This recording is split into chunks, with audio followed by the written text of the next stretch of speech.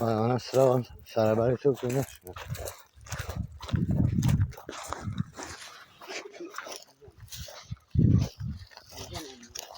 Arap rund نخواست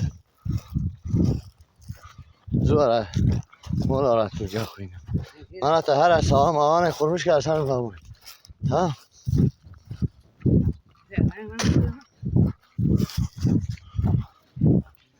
حسبی ربی دلال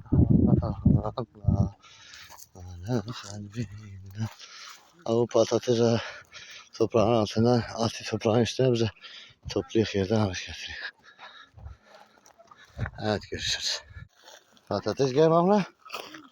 Bugün patates işindeyiz burada Mahmut. Evet ben patates tutuyorum.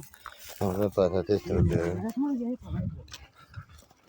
Kamera olmasa kimse iş verecek biliyorsun. Millet bey ben şeyimi getirmedim kazamya.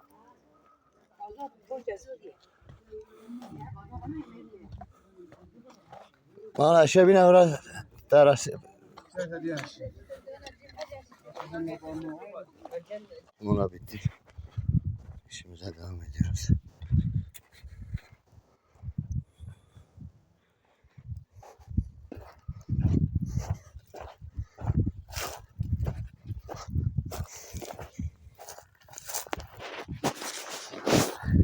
Sen neredesin? Tarladayım.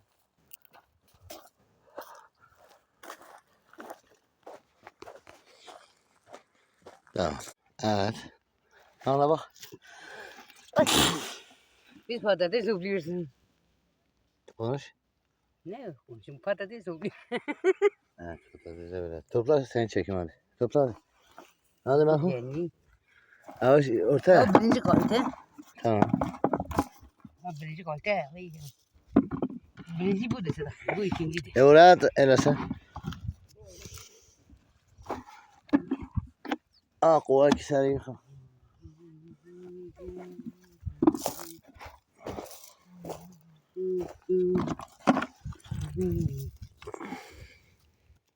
Bir kova pişti fazla.